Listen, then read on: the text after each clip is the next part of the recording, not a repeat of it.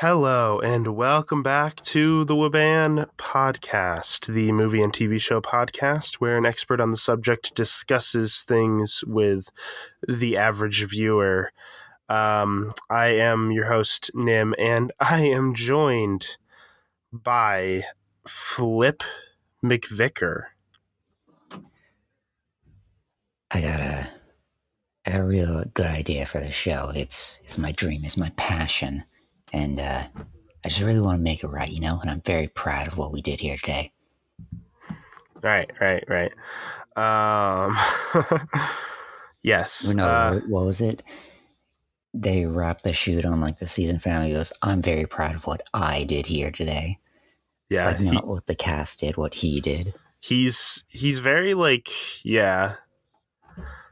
Yeah, and it's funny because he's new to directing a TV show too. Like this is the first time. Like he wrote the script and pitched it, and then got lucky, and then but he's still really arrogant and yeah, and yet he's still a very jittery individual. Yeah, he's still very nervous, kind of He has this weird duality of nervousness and confidence that just doesn't really make sense, but it works. Yeah, and everybody thinks all of his ideas are really weird and bad. And the only reason the show turned out good is because Diane helped write it. Right. Or there's that scene in I don't know if it's the last episode maybe, where Princess Carolyn leaves the room and he's just maybe I was Princess Carolyn the whole time. And he just puts her lipstick on. Yeah. Oh, fish. Very interesting character. Yeah. Well, there was the one scene where Diane, she gets very into it and basically goes on a rampage, just starts writing stuff on his typewriter, and he just goes, "Oh yes, we're doing it, Diane, we're doing it," and he's doing nothing. Yep, pretty much. Yeah, that's how it goes. So yeah, we can get into it starting from the first episode. So we watched season 5 of Bojack Horseman. Before we get started though, what are your overall thoughts on the season, as far as related to the other seasons or just in general?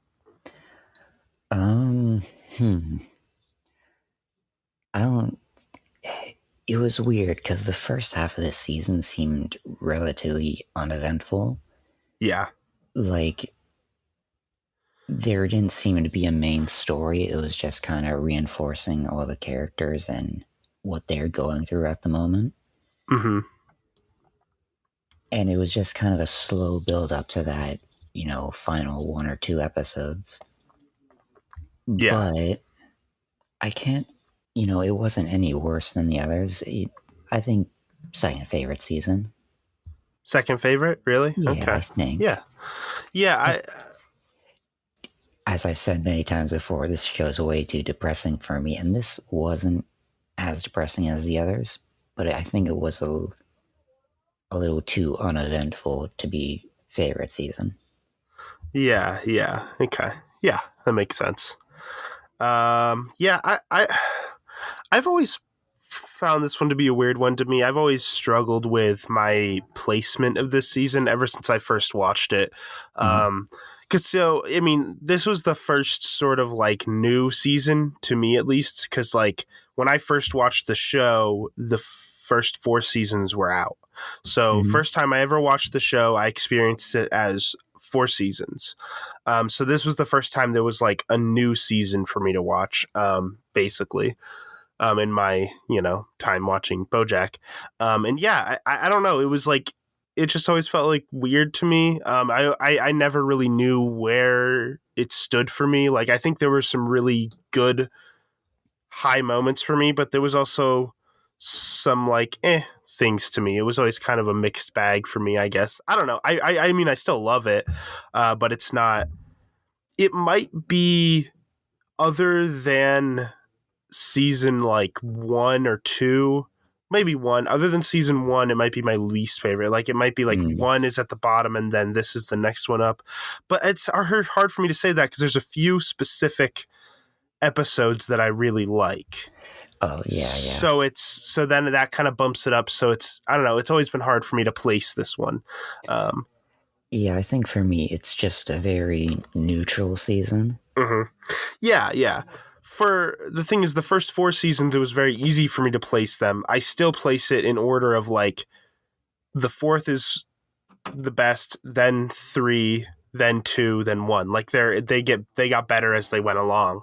Mm-hmm. And I those have always been easy for me to place. But then when this one came along, it's always been it's not my favorite. I know that much, but it's hard for me to it's always been hard for me to figure out where I place it. So yeah, I can understand that. Yeah, but so let's get started and go through each individual episode. So the first episode of the season is titled The Light Bulb Scene. Right, okay. I forget how it all started, but for some reason, Bojack wanted to get rid of the female nudity in the show, and then Philbert, right? Philbert is the name of the show. No, okay. What's the director? Flip. Flip. Okay, there we go. And then Flip changed it for him full frontal nudity with a 360-degree turn. Yeah. What was the point of this episode exactly? Because I get that there was all this like misogynistic stuff in that, but what was the point of it in like the main story?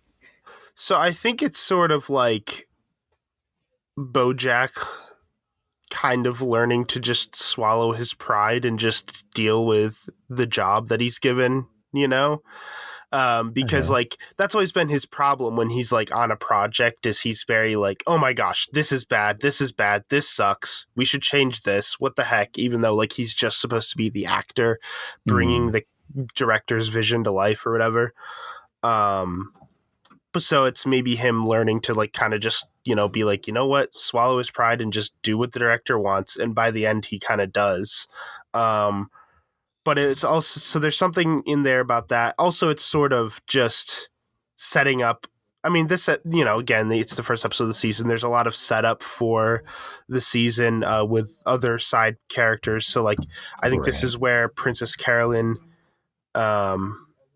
first starts like visits the adoption agency to try to like start looking to adopt a kid, and this is where Todd gets a job at whattimeisitRightNow.com, and like it just sets up a lot of this stuff, and even at the very end of the episode it sets something up, which is interesting. The episode itself, like the main plot of the episode, I don't really think is spectacular. I think it's fine as the opener for the season. But I really think it's interesting because throughout the entire episode, you don't really know what's going on with the characters of Mr. Peanut Butter and Diane until the end of the first episode. You find out that they're divorced. And I remember like, and it's interesting because the last time we saw them was the end of the last season. They kind of had that moment where she was like, she was having a breakdown because he got her a library that she kind of wanted, but it didn't want. It was weird, but and she had that line where she was like, sometimes I feel like our relationship is like a, whatever you call it, thing, magic eye poster, and when you squint, you realize it's the most beautiful thing, whatever, in certain moments or whatever. And she's like, but I'm tired of squinting, and she starts crying. There was that moment, and it seems that they jumped from there to they're divorced now. Which was they were signing the papers. Right? And then the next episode gets into that more. But so I think that was an interesting way to end the first episode, because again, I think they purposefully kept it like in the dark of like, you don't know what's going on, because I think Mr. Peanut Butter shows up in parts of the episode, like, remember he's like showing up on set for whatever reason, even because he's in like filming something next door or whatever. But like Right. he's just acting like classic Mr. Peanut Butter. Can't tell that anything's, like that he's divorced, and Right. He so doesn't by show it. so by the end it's like a big moment, and it perfectly introduces you to the next episode, obviously, which focuses specifically on that. But yeah, I don't know if I have a lot to say about the first episode other than that, really. Like, it's the intro. It sets up that they're doing the show. It sets up sort of the dynamic between, Bojack and his co-star, Regina. Is that her name? Yeah. Or is it just Gina? Gina. Yeah, it's just Gina, I think. Oh, yeah. Yeah, Gina. And because she's very much like, yep, she embodies the idea of like, just show up, do your job, and move on. Yeah, the show sucks, but she's gonna pretend like it's great, And so by the end, Bojack just kind of goes, you know what, accepts it and just does his job. Yeah, she's a very just give me my paycheck kind of person. Right, she's very jaded. It's like she has dreams in the acting world, but she's been doing it so long and just doing roles that she doesn't actually care about, that she's just kind of like, you know what, I don't care about my real dreams anymore. I just want to do it. I just need to make enough money to get by. Because she's never been in any really big roles. She's never been famous. She's just been kind of in a lot of background roles and in TV shows that never really went very far, Right. Yeah, so yeah, her character definitely adds something to the season, I think. Something interesting. Yeah. So next, do you want to move on to the next episode? Yeah, I was trying to think of like what other side stories was there, because there's a little bit with Princess Carolyn with adoption. Yeah. I forget exactly what ridiculousness led to Todd getting a job. Well, what it was he's applying for jobs because his girlfriend would like him to work and have direction in life. Right. And he applies to be a janitor, and they see his resume and they're like, oh, you were briefly president, you owned an amusement park, you started these businesses. Wow. Like the ridiculous things he's done in the past. You're going straight to the top. And he ends up like head of something. He was head of sales? Ad sales. Yeah, even though he has no clue what that even means. There's like this scene later on where he's like, I didn't realize that being head of ad sales meant that I actually had to sell ads. So we're screwed. So I'm desperate now. Desperate. Yeah. I will take literally any offer. I also loved the, I gotta look at the big picture, and they're setting up a picture frame on his wall. I love the picture. Can we get bigger? That's such a Todd joke right there. Yeah. I love Todd. But yeah, the next episode, if you're ready to move on, yep, is titled "The Dog Days Are Over," which is obviously the Diane episode, exploring the whole process of Diane. I like the framing of this episode because, so she travels to Vietnam, which is, obviously she's Vietnamese. She has Vietnamese heritage, even though she was, raised in America, obviously. But right. So she travels to Vietnam, sort of to get away after the divorce and everything, I guess the divorce isn't finalized, but it's, they're in the process of doing it.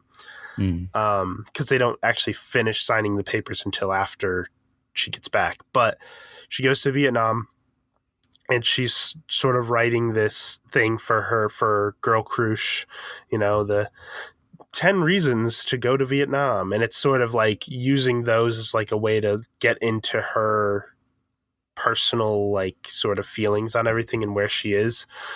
So I think it's a Right. cool way to frame the episode.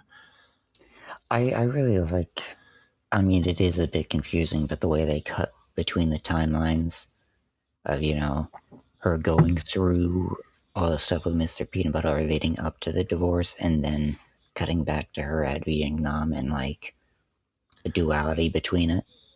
Yeah, yeah. Yeah, it sort of jumps around the timeline a lot. Yeah, this episode isn't completely linear. Mm-hmm. Which I think it makes it more interesting because you sort of get little bits and pieces to fill in gaps here and there, and it's kind of like one of those type of things where it's, yeah, and it's sort of exploring. This is probably a really good episode for almost anyone who's going through something like this, like a divorce or just a breakup in general, and because she really gets into like the sort of feeling of being alone and like there's that scene, and there's one scene that specifically always hit me was closer to the end when she talks about seeing Mr. Peanut Butter with his new girlfriend, and she Right. describes like she notices him like putting his hand on her back.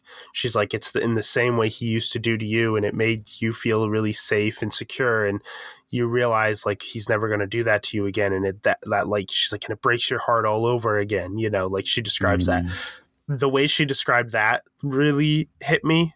And then like when she went off and like started like crying after that, and it was just like interesting because it's like it kind of shows sort of like even when you think you're over it, there can be like some little thing that triggers like a memory. Right. It portrays that level of emotion and all those layers very well. Yeah, yeah. And then I especially do like the moment where she's saying too, where she's like saying, she's describing like this whole, like this is closer to the end, and she's saying like, despite all, all this that's going on, you're still alone. And it just shows like not montage, but like it just shows her standing in the same pose, Mm-hmm. but shifting between all of the locations she's been in this during this episode.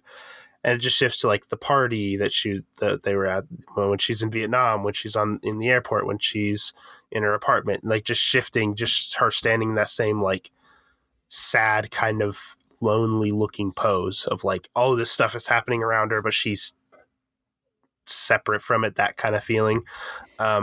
Yeah. Huh. Reminds me slightly of the intro to the show of like Bojack sort of Oh, like where the passing camera's through all just these. locked on his face and everything's Right. passing by. Yeah. Yeah. It's very, it almost kind of reminds you of that a little bit, which is kind of, you know, maybe she's feeling that same sort of like isolation, loneliness kind of thing, which I think is one of the main things that intro is supposed to make you feel, is like that he's kind of going through the same things every day, but still alone, kind of. Huh. Yeah. Yeah, I don't. It's very like one track. I think a lot of the coming episodes are very just like one track. Because like this one focuses on Diane. And I think there's one that focuses on Princess Carolyn.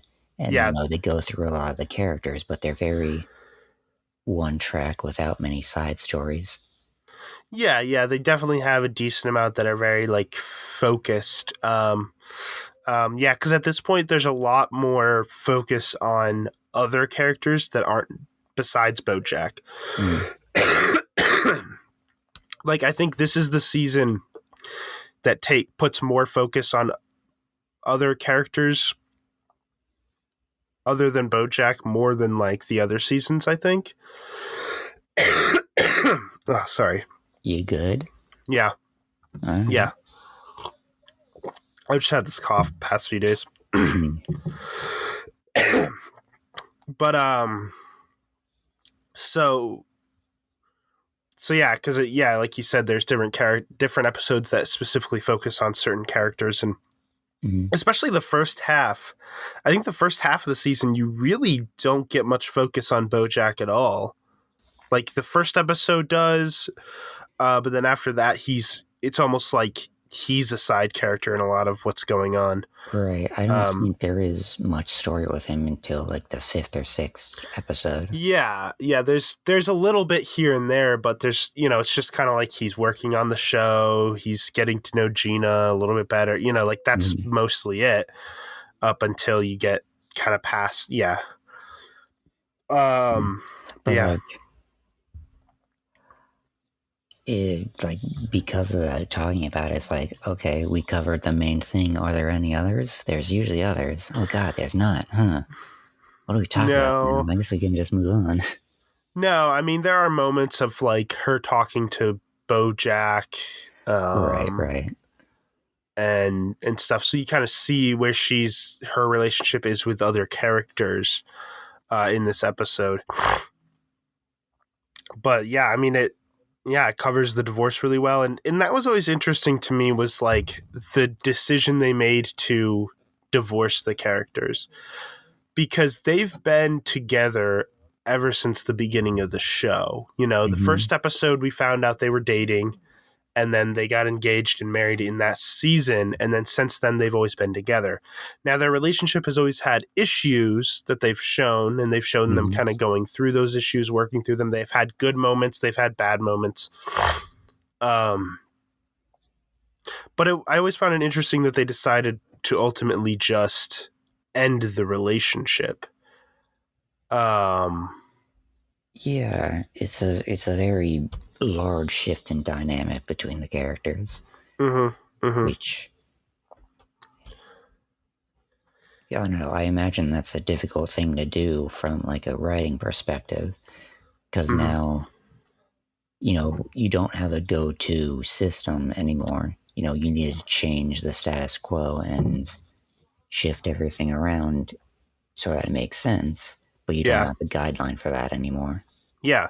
I mean, we talked about this before, how the show does that, though, where like it'll take a certain character dynamic, and that's, was the main dynamic of the show, but then take it away. Whereas like, Todd doesn't live with Bojack anymore. And at the end of season 3, or like Princess Carolyn isn't his agent anymore. Like they're like little things where they just really shift the thing, and here's one of those big things. And the show really likes to take things in a realistic route, where it's like, sometimes even though a relationship has good moments, it still falls apart. Because I always think of like the good moments their relationship had, and I'm like, oh, it would have been nice to see them stay together or whatever. But you then notice like, okay, I think what the problem was is that the bad moments of their relationship outweighed the good, so it wasn't, worth keeping anymore, which is a very realistic thing that a lot of people go through. And it's like, despite the fact that you're divorced with somebody doesn't necessarily mean that you are 100% okay with that choice. There's still those little things that you might think about and be like, oh man, I kind of miss this about them. I kind of miss this, So yeah, it explores that really well, I think. Yeah, it's weird. Well, I'm just trying to like, roll through this in my head and thinking, when you look back on something, you usually already have like a predefined notion of it. And so you'll usually remember the things that reinforce that idea. Yeah. So like, even if you broke up with someone, or, and it was terrible, if you only remember the good things, it kind of messes with you, right? Yeah. Well, yeah, because it's like, why you broke up, why it wasn't a good relationship or whatever, but you also know that there were moments that were good. Yeah. And it's like you want to hold on to that, and you want to, be like, well, it was worth going through the bad for these good moments, but then is it though? You got to kind of, it's a very difficult thing that a lot of people in real life go through. And this episode, I think, captures it really well. So, yeah, I've always been single, so I'm just trying to relate to this on some level. oh yeah. I've never had a breakup quite as severe as something like this, you know. I've obviously, I mean, I've never had a divorce. I've never been married to anyone before, you know. So I don't quite fully get it, but I can. This episode helps me understand it at least a little bit. I think, but yeah, no, it's a really good episode. The next episode is titled "Planned Obsolescence." This is Mr. Peanut Butter's, right? Yes. Well, there's a few things going on. So I'm trying to remember. Yeah, I remember the whole idea was planned obsolescence. Yeah, it was like an engineering term is the space station. Yeah, you make something breakable or able to be broken. Yeah. Or that it will break at some point so that you can sell like the newer version again. And they were comparing it to Mr. Peanut Butter and his wives. Yeah, where it's like when he first marries them, they're more young and fun, and then they get older and they kind of outgrow him in a way, and then he moves on to a new person.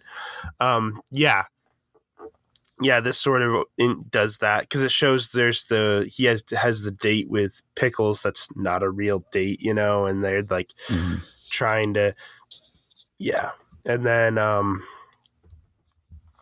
trying to think what else. This is also the episode where Todd meets Yolanda's family, his girlfriend. All right. And this is just hilarious, I think, because, okay, so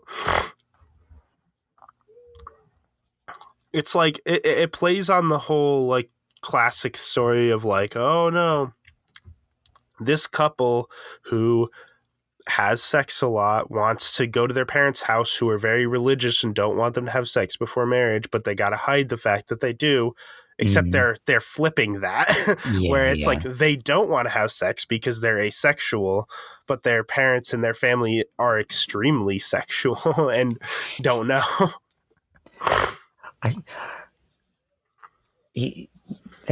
The original trope is so weird to me because like you're not gonna find out about that in any normal situation or any normal like introduction to a person's family. Yeah. But like this one, it's like this flipped extreme is just so like, yeah, you know, we are going to require you to do it in our house because why not? Like what? Because that's just the way their family is. Yeah. Or they have a barrel of, you know, a forgottenly crafted, like the recipe for it is forgotten lube that their grandmother or whoever made, and they're going to give it to them. Like, what is happening? Yeah. Yeah, it's very strange. Well, I don't even really know what else to say about it other than it's just a wacky, interesting, funny story. I don't know. It's just crazy.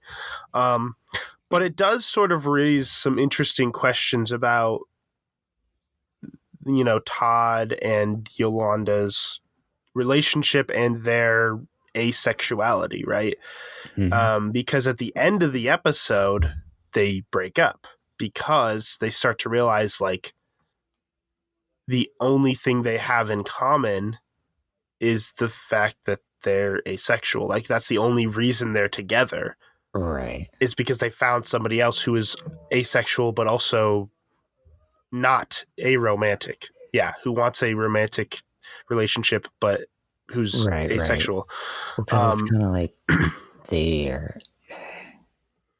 I wanted to put this in terms of supply and demand. Because like the supply is very sexual or, you know, low. Yeah. And so when they find one, it would be natural to want to latch onto it, right? Yeah, and that's not exactly a healthy idea. Yeah. Right, and that's why at the end Yolanda's like, well, I don't want to like let you go because like what if I never find anyone? And, you know, they have that moment. He's like, well, when we get to 100, if we still haven't found anyone, then we'll try again. But yeah, I mean, I mean, and that's why there's that whole thing later on where um what's her name, Emily, makes him an asexual dating app. Because their whole thing is they're like, oh, the market for that wouldn't be very high because it's for people who are asexual but who also want to date.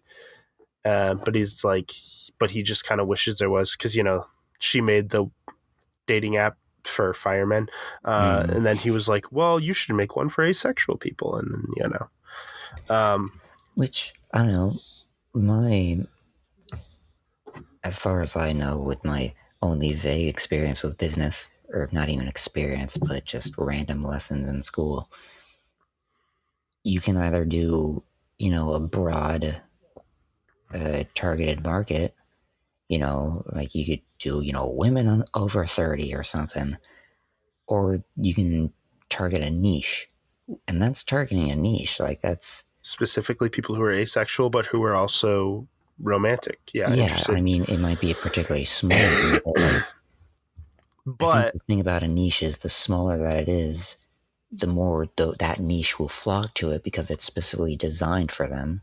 Yeah, exactly. I mean, that's the thing is like, if you were somebody who was asexual who was also looking for a romantic partner and you heard about this app, you would probably download it right away, you know? Well, yeah. Like if you, yeah. So it makes sense. I like the name of the app though. All About That Ace. I think that's clever. I like that. Yeah. That's not introduced until later in the season though, I don't think. Like she doesn't show that. It's like, I don't remember which episode, but yeah. Right. But Mr. Peanut Butter. Yeah. That was this episode, right? Yeah, well, that's the one part of the episode. Yes, he's going out with Pickles. Yeah, I don't have a lot to say about that whole story other than like it's sort of you know, setting up their relationship a little bit more. It's interesting because it's like if you looked at like him and Diane's relationship, Diane was very different than him, and it was very like their relationship worked because of some of their differences in a way. Like they had a very different dynamic. Whereas him and like Pickles, they seem to be very like similar. Like they're both kind of have a very similar like simple pleasure kind of like the dog personalities. Yeah, simple personality. Except she's like young and wants like one that young influencer type of personality where she wants to be like an Instagram influencer and stuff. But you know, still. Yeah, Mr. Peanut Butter and Diane were basically like, you know, they were puzzle pieces. They were, you know, fundamentally different, but they fit together nicely. But now Mr. Peanut Butter and Pickles are, oh, I just got that, Mr. Peanut Butter and Pickles. It's like, it's food. Yeah. Like when you cover a banana in peanut butter. But anyway, they're more like, you know, they resonate. So, you know, like waveforms of the same frequency, I think. They amplify each other. They get bigger, you know. Yeah. It's very, very different. Strengthen each other. Yeah. Yeah, I don't have a lot more to say about the episode. Well, I think this is the one where also the episode where Gina, where Bojack finds out that Gina really likes wanted to be in musicals or whatever. It was like the Corn musical. And he kind of makes fun of her for it and then tries to help her with it. But right, he tries to help her, singer, but she's not a good singer. So it's kind of like I mean, that is probably the reality for a lot of people who who really want to like make it to Broadway, is that they're just not good enough, you know. I mean, like I'll even say, you know, like I'm a terrible singer, but like some people it's just, or maybe it's more like they're how do I put it? They haven't gotten like singing training, and so they don't know how to sing. But they're That's still true. trying. That's also part of it too, because take I feel take the first few steps before you yeah. try to jump to the landing. Yeah, I feel like anybody could be a good singer if they got the proper training. Like some people are more naturals at it, it's a for skill. sure. Some people do have more of a natural skill, but like there is also a level of like the hard work and dedication that you put into the training of it and stuff too. Yeah. Right. Anything you do is a skill, and if you do it enough, you get better at that skill. That's how it works. Yep. But yeah. I don't have a lot more to say about this episode. It's does what it needs to do, furthers the plot a little bit, whatever, as much as it needs to. Moving on to Bojack the Feminist. All right. Yeah, so this episode is about them trying to hire the partner character for. They're trying to hire the character of Fritz for the Philbert show. And yeah, the guy that they try to hire at first is terrible. And right, which is sort of a play on the whole like celebrity scandal thing, like, oh yeah, this celebrity says terrible things or does these terrible things, then they apologize for it, and years later people just completely forget about it and he's fine, and then he does it again, and then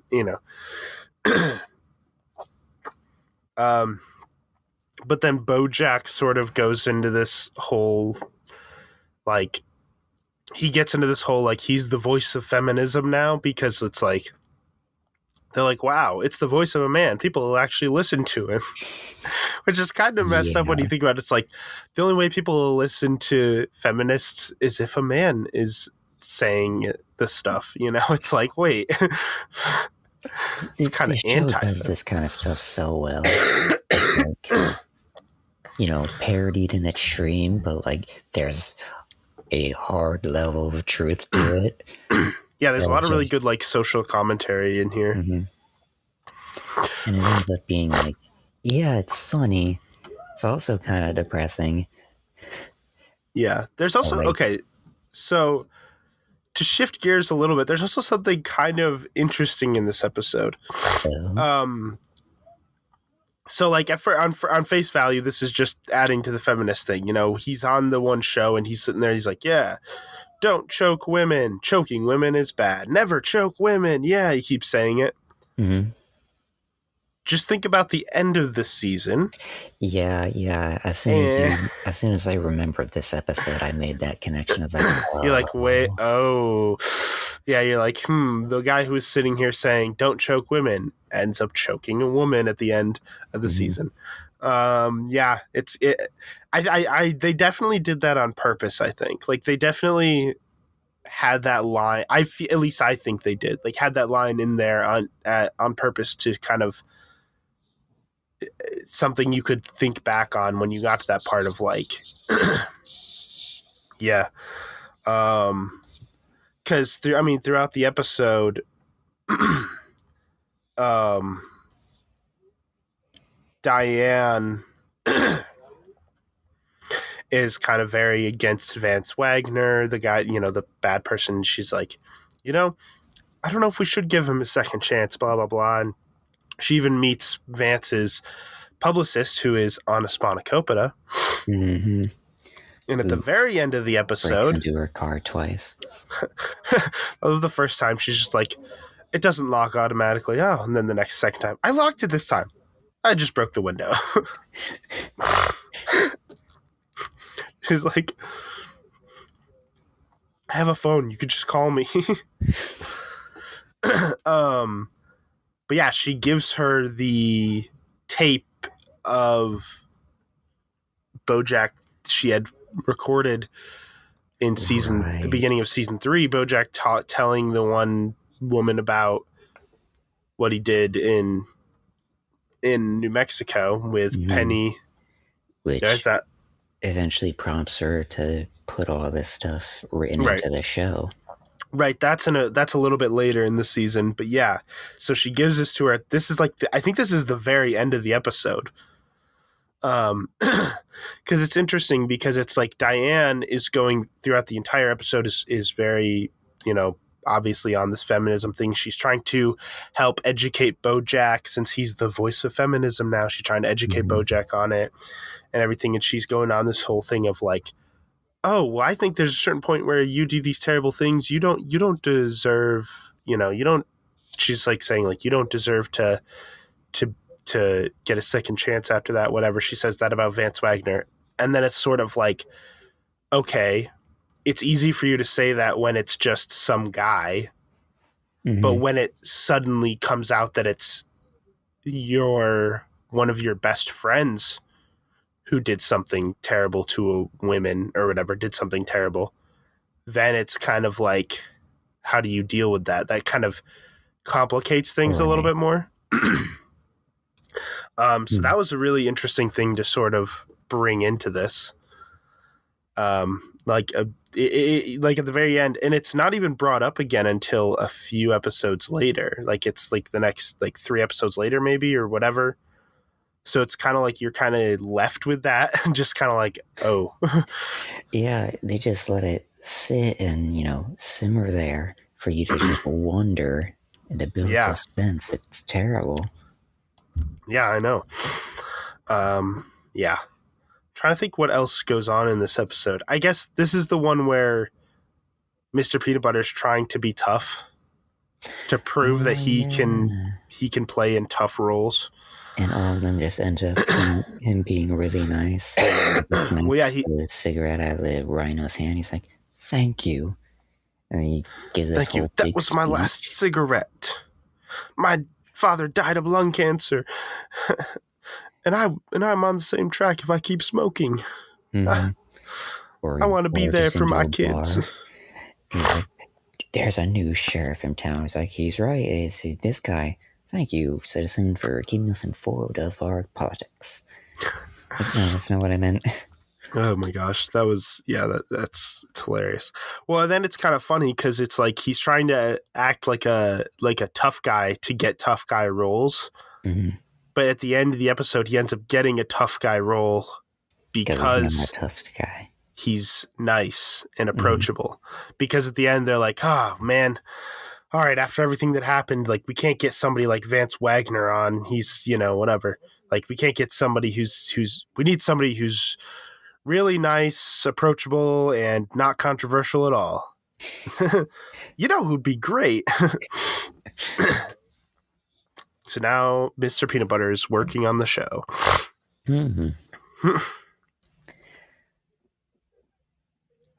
I don't remember anything else that happens in this episode. Yeah, I think those are the main things. Yeah, it's a decent episode. It furthers the plot. It's like it's just not an extremely memorable episode. It's not like like I said at the beginning, all the episodes do what they need to do, but they're not as interesting as in the other seasons, I don't think. Yeah, I think it's one of those things where it's like most of the episodes are like they add what they need to the plot, they do what they need to do, but then there are a few specific episodes that are really strong. What is the next one? 5? Is that the one that I'm thinking of? 5 is a very specific one. Probably not. 5 is the Amelia Earhart story. Oh, no, then it's 6. No. Okay. So this is about Princess Carolyn. So a few things. Princess Carolyn goes back to her hometown to meet a possible person that she might adopt a baby from. And she's also sort of getting like having flashbacks on like when she was younger. Her first pregnancy. Yeah. So, which I really like the flashbacks because, like, I mean, a lot of the this is the first time we ever get a real kind of backstory for Princess Carolyn. Right. I mean, at this point, we already have a pretty well fleshed out backstory for Bojack, really well, actually. We already have dipped into other characters like Todd like and Diane. And Diane, yeah. Yeah, Todd a little bit. And, yeah. But this is the first time we really get more from Princess Carolyn, which I always found it interesting that she's from North Carolina and her name is Princess Carolyn. It's like Carolyn, Carolina. I don't know. I don't know if that was like on purpose. I Somewhere don't know. along the way, she lost her southern accent, though. I guess just being in LA for many years made her Yeah, lose it it. happens. Although it would have been interesting for like when the moments that she's mad, if it came back a little bit, like people do in Yeah. real life. Yeah, or if she like still used like the word y'all or something, just something little like that, or is it just kind of like there's hints of the southern accent, but it's like not full on. Yeah, I've had friends from like, I think it's Philly. They talk completely normal. Whenever they get a bit upset, they say "wooder." Water or Wooder. yeah, I'm gonna kick your ass or something like that. Yeah. No, I know what you mean. Yeah. Yeah, no, I think the backstory is probably the most interesting part of the episode. I mean, I I really liked the that like her favorite movie was the Amelia Earhart story. Mm-hmm. As a kid, because it was like this whole idea of like kind of flying away, almost like leaving. Like it's almost like she wanted to sort of leave her little town and just kind of get away, which she did. And the end of the end, closer to the end, it's like shows in her flashback when she flew away on an airplane to go to LA. It's sort of purposefully paralleling that to the Amelia Earhart, flying away. Yeah, there's plane. also like clear connection to how she is now, because the story of Amelia Earhart is about Amelia Earhart, who did what I forget the history of this. Did she? She never actually made it across the ocean, did she? No, it was like she never returned. Yeah, right. But she attempted it and was trusted to do it. But the point that I'm getting at is it's a woman, in a man's world doing her best and, making something of herself.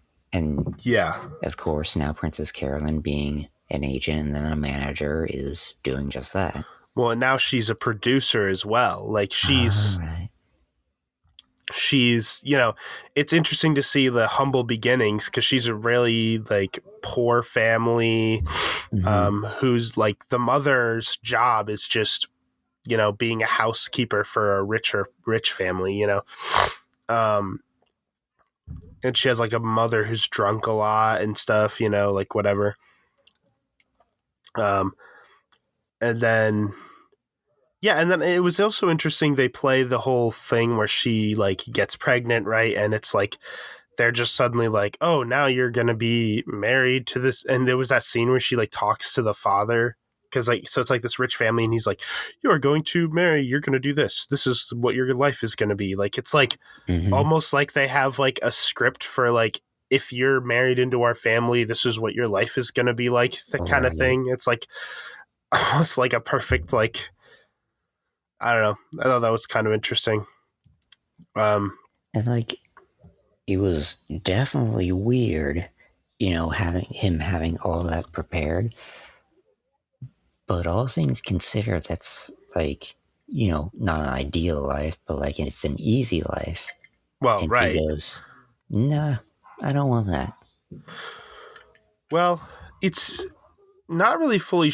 Yeah. She ends up instead making her own life, and I really think that makes her a really strong character because, like, she went from nothing and just kind of based solely on her like hard work ethic, rose to like the career she had.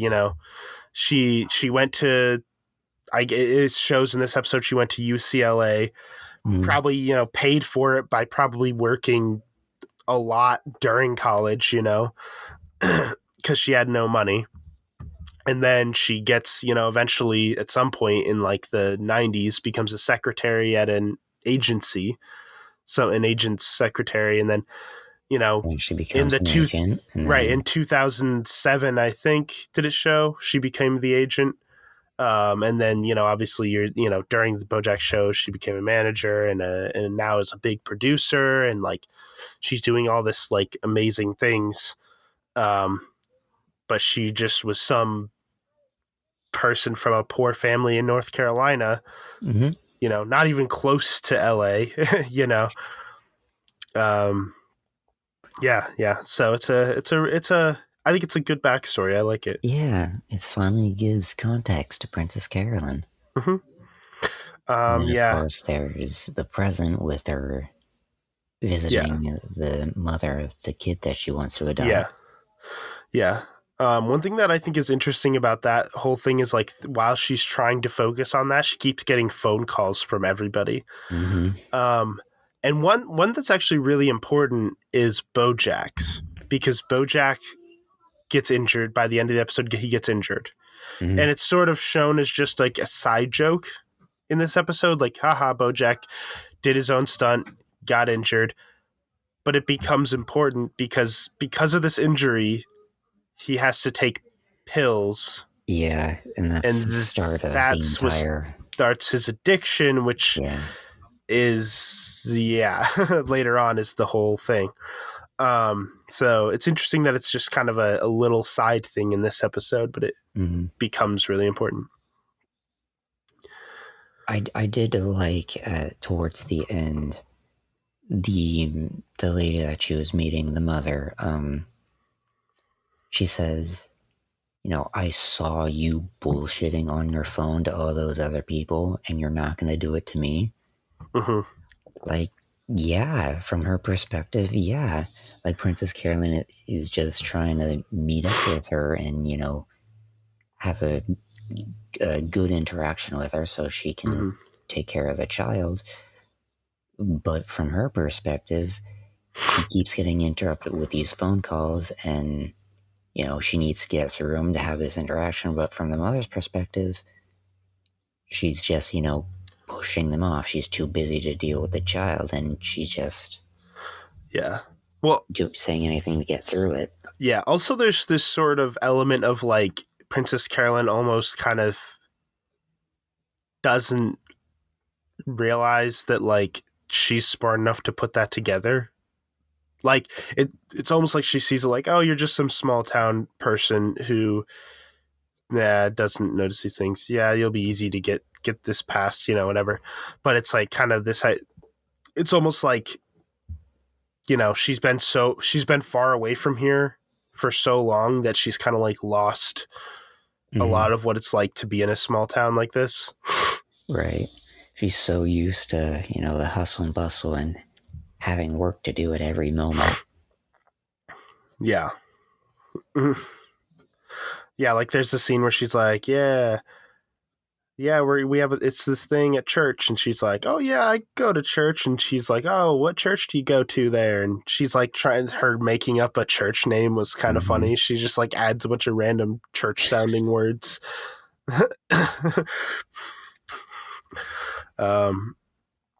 Yeah. No, this is a good Princess Carolyn episode for sure. Yeah. I don't have a lot to say about it anymore, but I don't think so. I can't think of any of the side stories. I don't all right. think there was any. Moving on. So this one might be my favorite episode of the season. Churro? It's hard to say. Yeah, Free Churro. Free Churro. Is the title of the episode. So yeah, this was the one that I was talking about.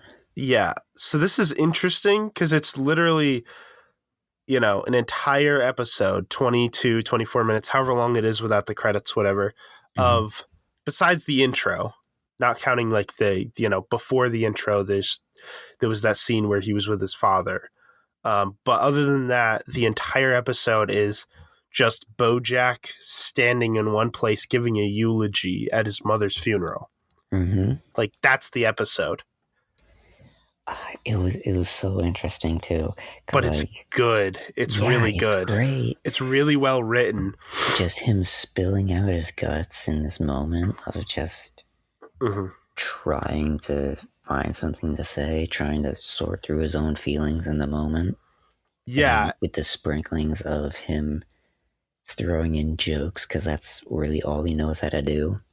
Yeah, exactly. Yeah, it's hard to say like much about the episode other than like it's just really good. I think this one was like nominated for an Emmy or something, I believe.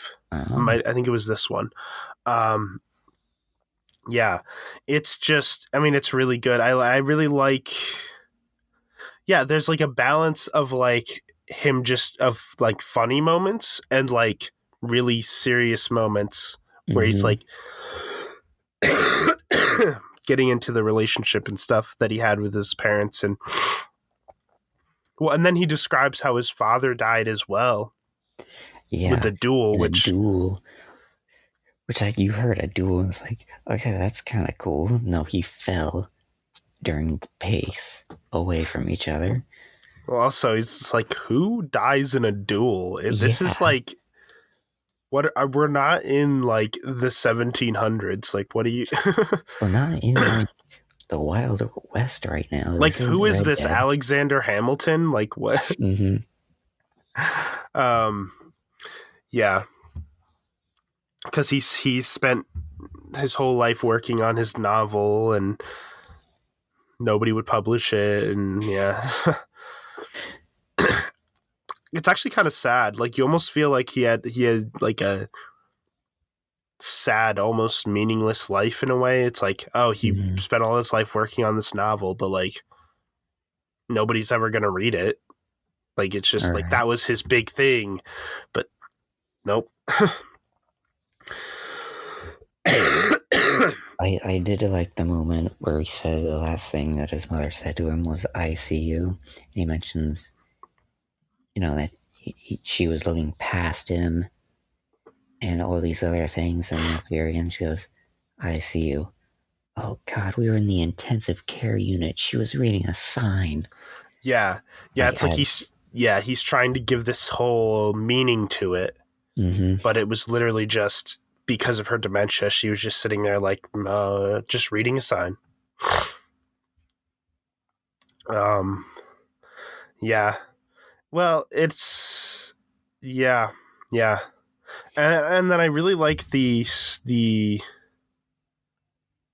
difficulty here that he has with the death.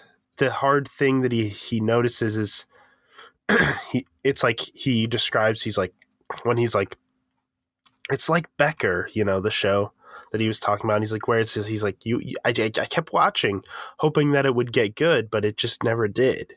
And then it was over. And he's like, that's what it was like. He was like, I always wished that I had that relationship with my mother that I wanted.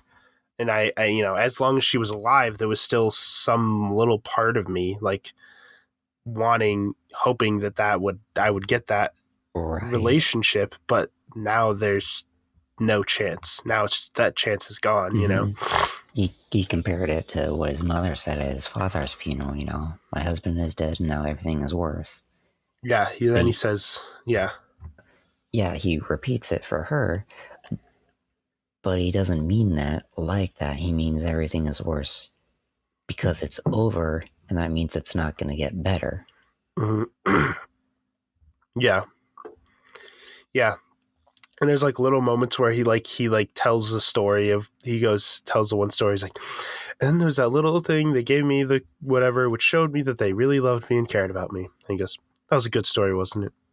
It's not true, but like, I heard it from a TV. It was on this one TV show once. Like, I also think it's interesting how he always relates everything in his life to like TV or like something. Like he says like, oh, this is like Becker, or like he's done this before in the show too, but like he's constantly he uses, it's like that, like TV and whatever, and like is very important to his life. So it's like he uses that to relate to everything.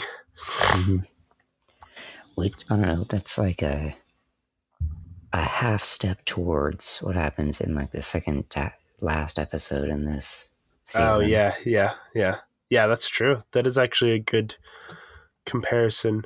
Yeah. I also did like him trying to like teach the piano guy that's like off screen how to, you know, do riffs for him, and you know the badumch. Yep. Yep. Like, no, don't do it now. Do it after I say something funny. So like, come on. After I say Try like 3 different times. Yeah. Yeah, it's good. I like it.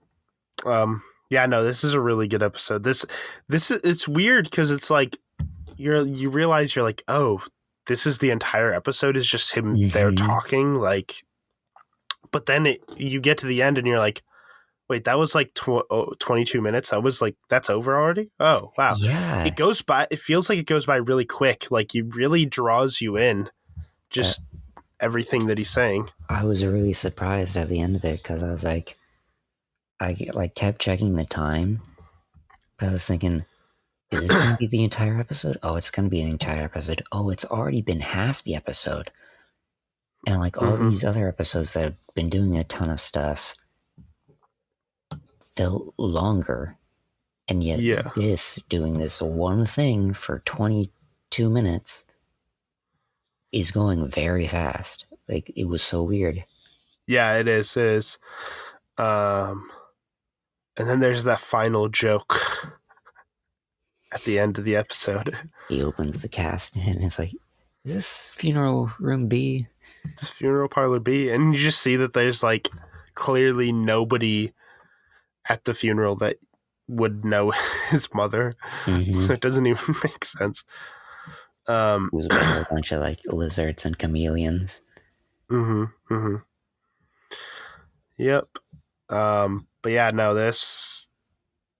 Yeah, I don't know if I have a lot more to say about this episode other than like it's one of my favorites. That definitely, I really it might be my favorite of the season. I think. It's easy. I also really like the opening of the episode because the opening just showed sort of that scene. It's not really like showed the scene of like the flashback scene of him as a kid with his dad. Right. And his dad just rambling on about how the day went and how he had to make his own sandwich. Oh no, it's terrible. And ending with, thank you, leaning in close to him. Yeah, well, yeah, because he's like, you're really fortunate. Yeah, he's to be raised by people like us, which is like you really get to know how terrible the world is in an early age instead of having it forced on you in a late age. Like, yeah, that's a good thing, sure. Yeah, freaking Butterscotch Horseman. And he's like, oh, I had to pick you up, and now the whole day's shot, and I can't get back into the zone again and write anymore. Well, it's like, well, and then there's the whole thing where he's like, oh, so now I'm doing her job, which is probably sending you mixed signals about gender or something. And so if you turn out gay, then, well, you know, he has this whole thing, which is like really just kind of really weird, twisted way of looking at things. And you're just like, so a man isn't supposed to pick up his kid from sports practice? Like, that's just okay. Oh boy, so many things wrong with it. Actually, this is kind of cool though when you think about it, because this entire episode features a single voice actor. Oh right, because Butterscotch is voice actor. Yeah, because Butterscotch is also voiced by Will Arnett. So the entire episode is a single voice actor. I think it was. Cut this out because I might get this wrong, but it was. I think it was after our first guest. Like we were just talking, like afterwards. We were talking about the Bad Batch, the the clone stuff, and you guys are saying, yeah, there's like times where it was just like 15 minutes of just the one voice actor doing different voices because they're all clones voiced by the same guy. Yeah, D. Bradley Baker. Yeah. Mm-hmm. Yeah. I mean, yeah, this is an episode where the entire episode is just one singular voice actor. I need to watch The Bad Batch just because I wanna experience that, where it's just clear the same voice actor doing slightly different voices. Yeah. It's pretty good. I haven't finished it yet. There's like 3 episodes that I haven't watched yet. There's like it's done. Like the finale just recently came out of the season, but yeah, anyways, yeah, I don't have a lot more to say about the episode other than it's just great. Free Churro is a great episode. Yeah. Remember that very unique. If a parent dies, you can get a free churro. So there you go. Yeah. Just one more thing. The Bojack saying, I wish I knew I could get a free churro when my dad died. Would have gotten more out of it. But like, my mother died and all I got is this free churro. Like the shirt stuff. Yeah. He's like, they don't tell you get a free churro when your mother dies.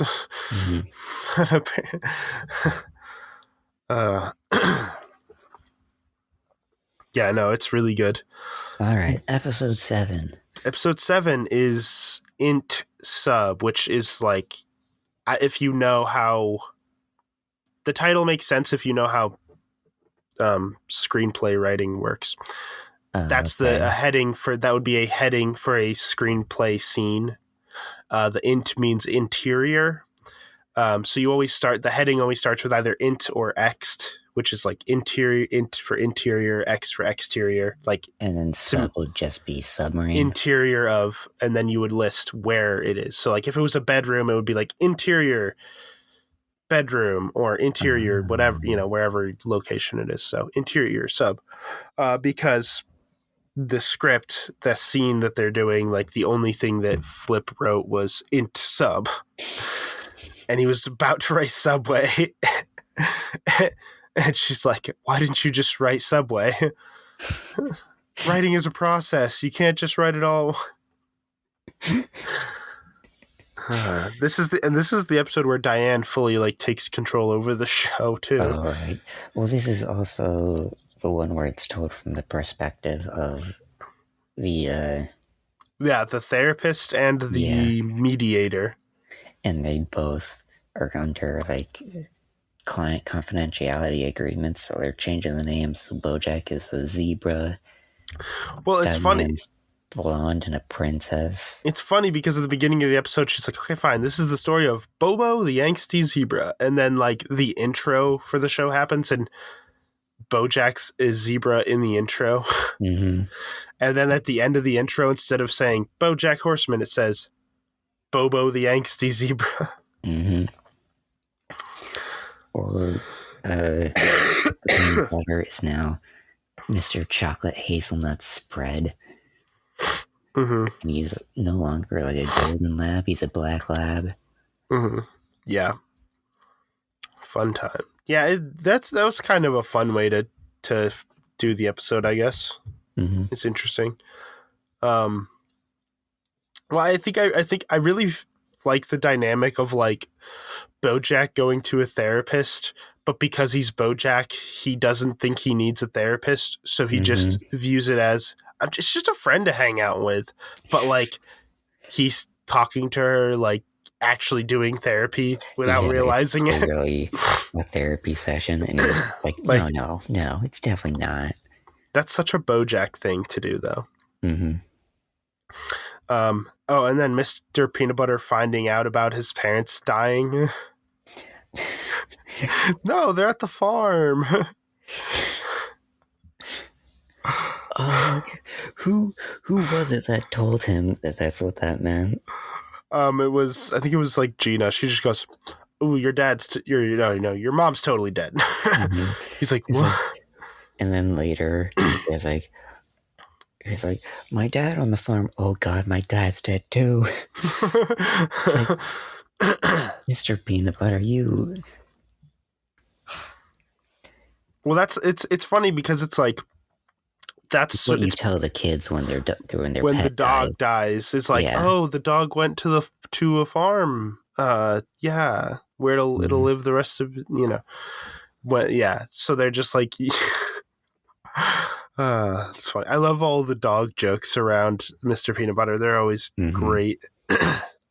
I still love the fact that his license plate is Good Boy. Yes. Or I guess it's Mr. Hazelnut Spread, not yeah. Or was it chocolate hazelnut spread? That's what it was. Yeah, that was it.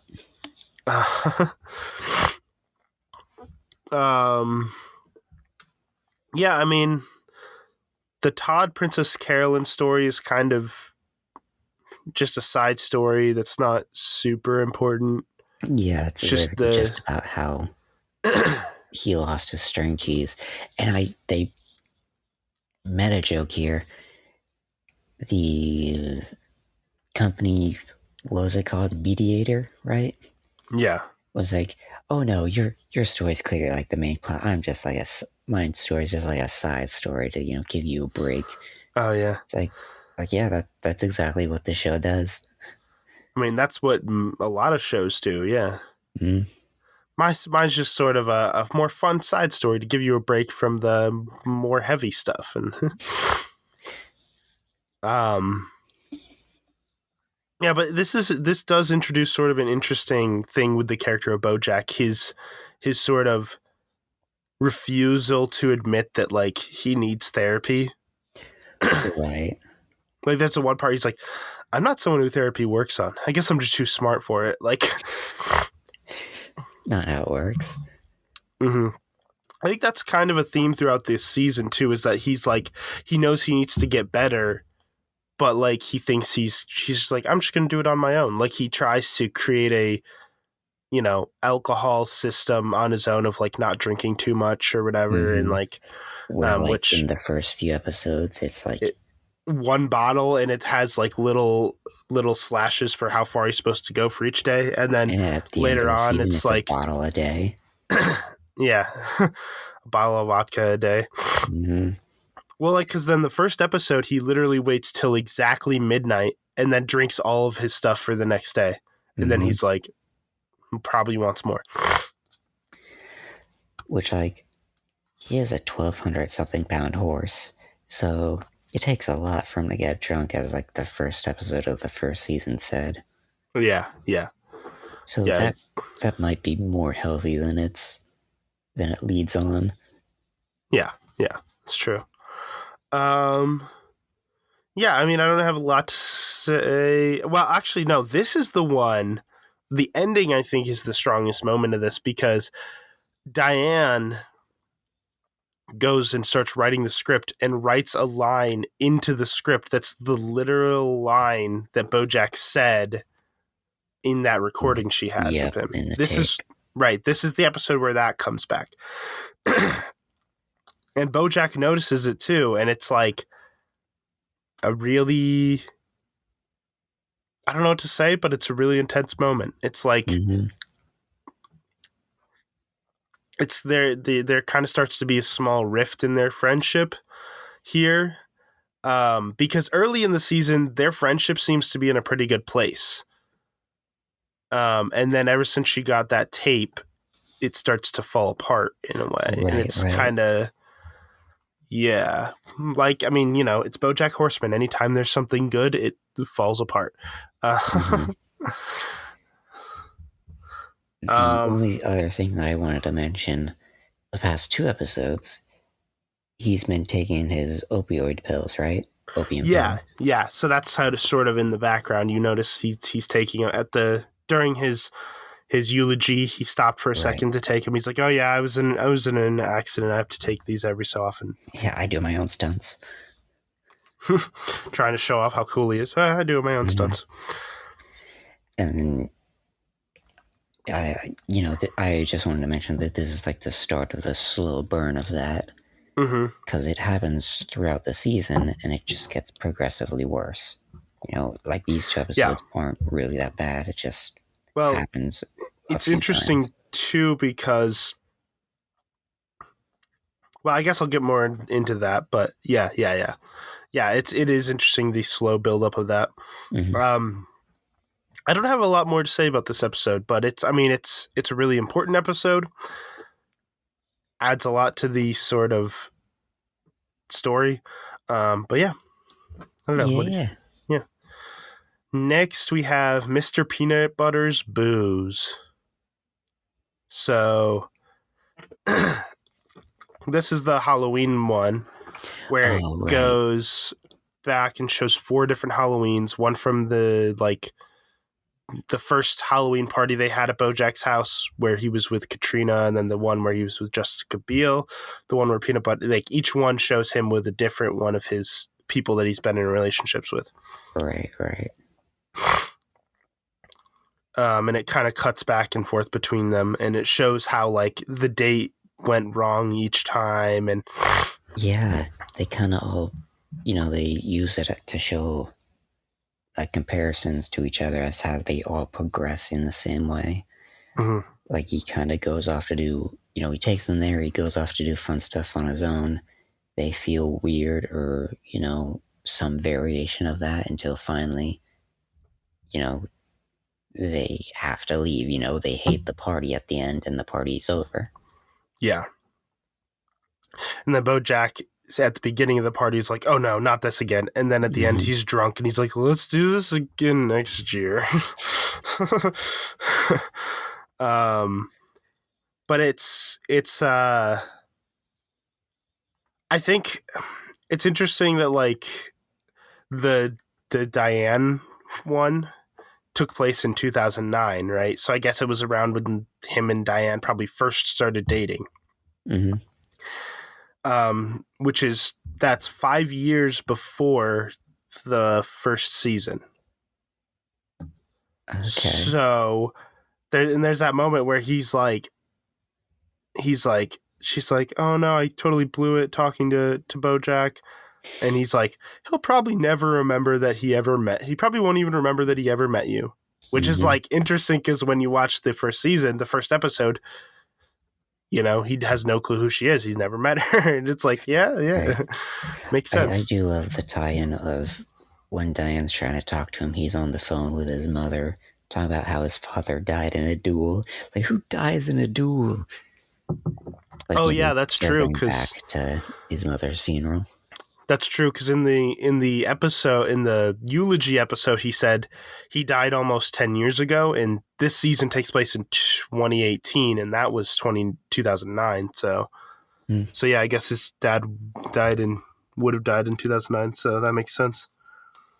Yeah, it's interesting because you almost like you kind of assume that his dad died in like a normal way. Probably you're like, oh yeah, he's dead at this point. Because like he only has his mother left, right? Well, not anymore, but like you assume he probably died in like a normal way. Like his mother died, from just being old and sick, whatever. Normal way. Don't mention it, so you just kind of fill it in as he died somehow, and it's not noteworthy. But then when they finally mention how, it's like, no, that's really noteworthy. Why are we only knowing this now? Yeah. But yeah, I really like this episode. It's a really good deep dive into Mr. Peanut Butter's relationships and how like it's again it's the whole idea of Mr. Peanut Butter never changes. He's always kind of the same. Mm-hmm. So, but the people he dates do grow and change, and they end up being different as they grow older. Right, so, and he's basically left behind like that. Yeah, and so that's sort of... In a way. Depends on how you phrase it. And this is like the first time Mr. Peanut Butter himself realizes that. He actually has a conversation with Diane where they kind of confirm that.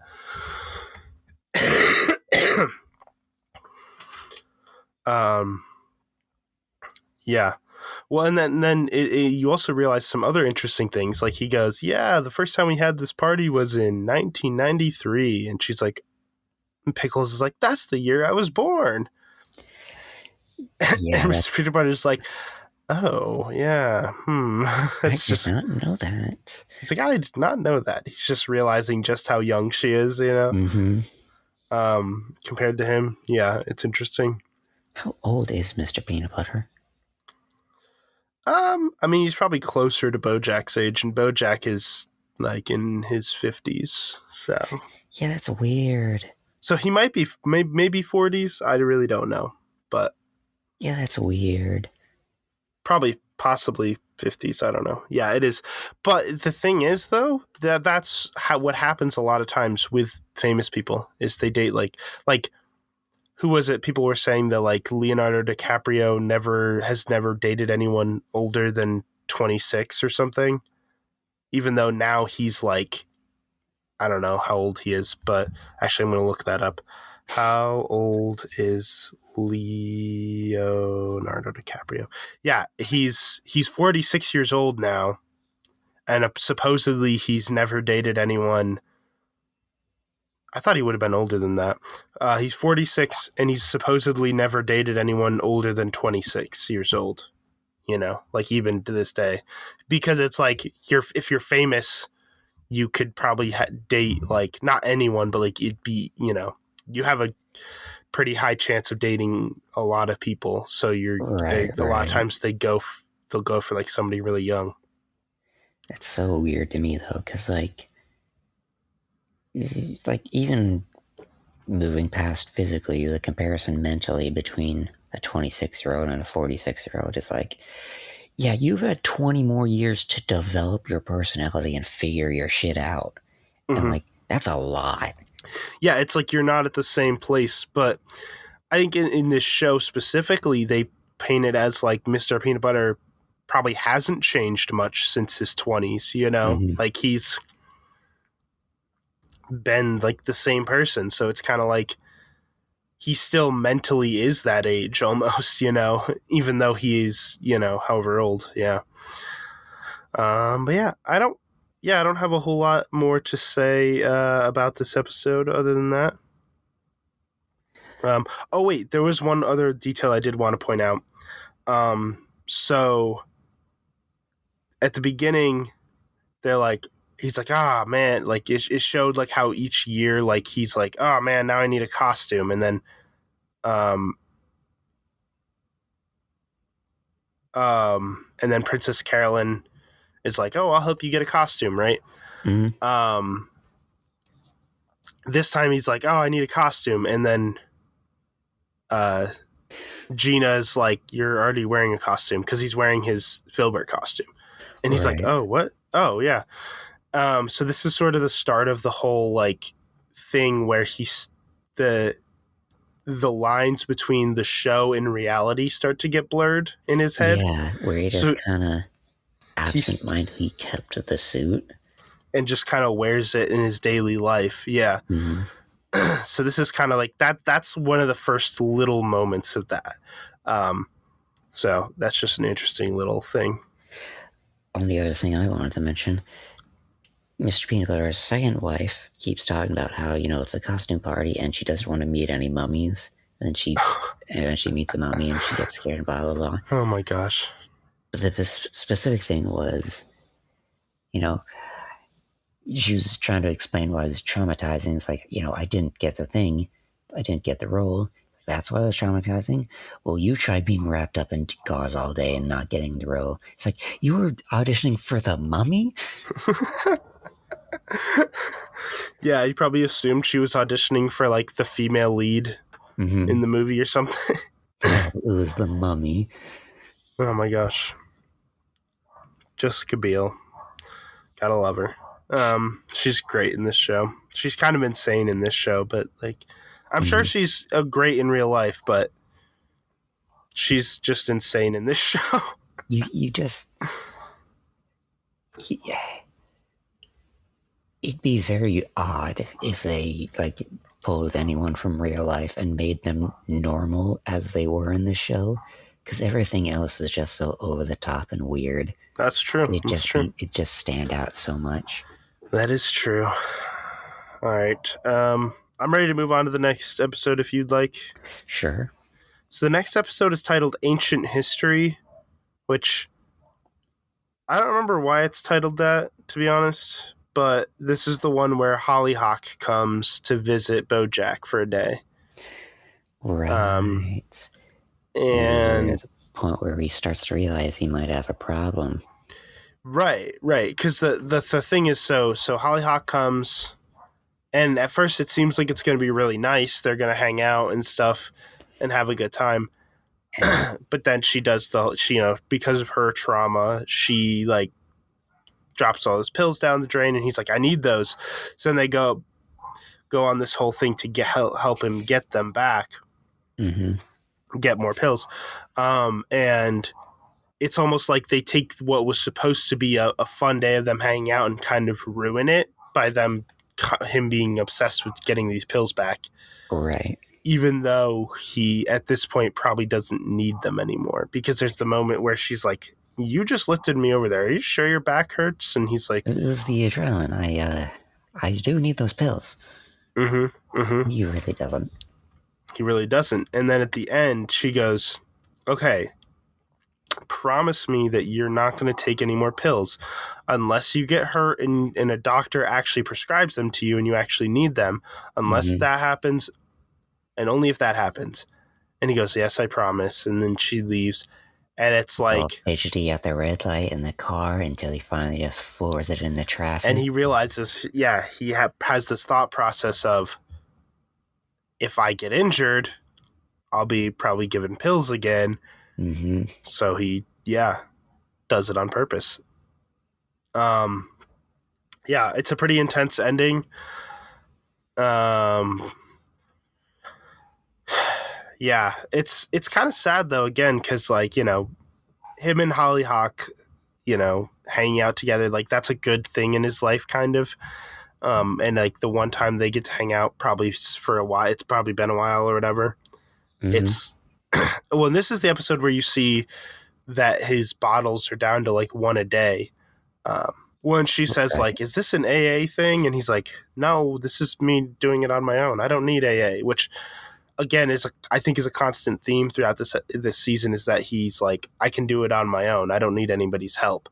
Because again, there was the therapist episode. He's like, I don't need a therapist.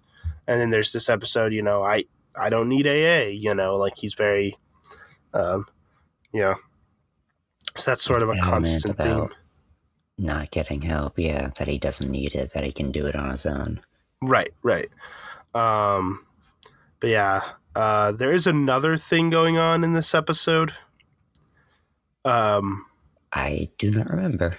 So it based on the description, it looks like this is the episode where Emily comes in to see Todd again, and she's talking about they're trying to see if they can be together, and he makes the sex robot. Yeah, that one. Okay. This is Henry Fondle. Yeah. And he eventually... Does he end up getting a job this time around, or is that next episode, or... I think that's this episode, yeah. The the sex robot ends up becoming the CEO of whattimeisit.rightnow.com. I just love the fact that Todd just randomly made a robot in an afternoon to say, just like do random motions and say random things. And somehow it got into the CEO's office and picked like the perfect lines, and the CEO took those lines the exact right way to give up his CEO position to him. Yep. Yeah, it is actually pretty funny. I really like the sort of... Well, it's interesting because it's like in Todd's mind, he's thinking like, well, she really would want to date me. The only problem is I won't have sex with her. Okay, well, I'll make a sex robot for her. Yeah, I'll just so she can have that, and then we can be in a relationship. And it's like, it doesn't quite work like that, It's not the same, Yeah. So yeah, it's kind of a rough thing because it's like, these two would be great together in a relationship, but it's like there's just this one issue, and it's. I feel like there could be a balance there, though, right? Like maybe not as extreme as just the sex robot completely replacing him, but you know what I mean, don't you? That it'd be something difficult and complicated to work through, but it can be done, right? Yeah, but I think it's just difficult because it's like, I mean, part of it isn't just necessarily that when you're in a relationship, you want to have sex with somebody just because you want to have sex with them. It's kind of like you want to it's have an affection thing, right? You want to have a deeper connection with it. That's beyond just it feels good. Like you want that sort of, and it's hard to have that with somebody who isn't into that, Right. like doesn't want that. So yeah, they definitely do a good job at sort of really bringing up some of the struggles of being asexual in this season. Specifically asexual, but also romantic, not aromantic. Yeah. Specifically that. Because I feel like if you were asexual and aromantic, it would be a little easier because you wouldn't want a romantic relationship anyways. Yeah, so you just don't have to deal with any of that. Right, you wouldn't. Right, I feel like that would be easier to handle. I mean, I don't know. I don't know what it's like to be either. So, but this is also, yeah. So yeah, those are the. Oh, I think it's actually the next episode where the sex robot becomes the CEO of the company. I think I was wrong. I think it is the next episode. It happens. It's ridiculous. It is ridiculous. Yes.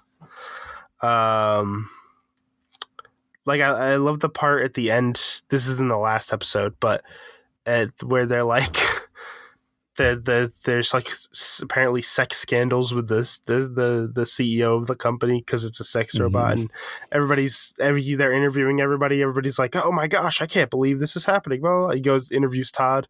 What do you think of it? He's just like,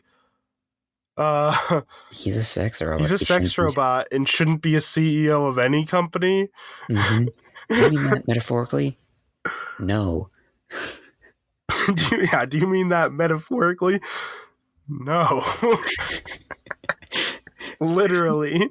Yeah, I love how just confused he is. Like, am I the only one who knows this? Like, I'm afraid of this thing. Or I do love that, it's a sex robot. The only thing it says are these random lines that Todd programmed into it. And it took this long for it to turn into a scandal. And like the thing that turned it into a scandal was him going onto low battery mode. Oh yeah, that's right. Because it's like the woman walks in and it's saying extremely like sexual things, like I want. When it says nice boobs, like, and she's like, yeah, those guys are nice, but they were boobs. But they were total like things that would normally turn into like a sexual harassment, claim or whatever, sexual, but it's they like don't. But then mode. Like, you want to sleep with me?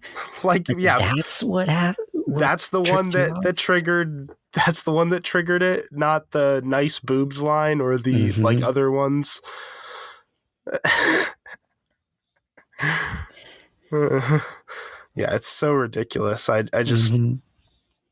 But yeah, we can move on to the next episode, anyways. Sure. So episode 10 is Head in the Clouds, which this one opens. The opening of the episode is a reintroduction to Margot Martindale. Right. Because I don't know, she wasn't even in season 4, was she? No, not yet, because she just like went off. I think the last time we saw her was when she crashed into a boat.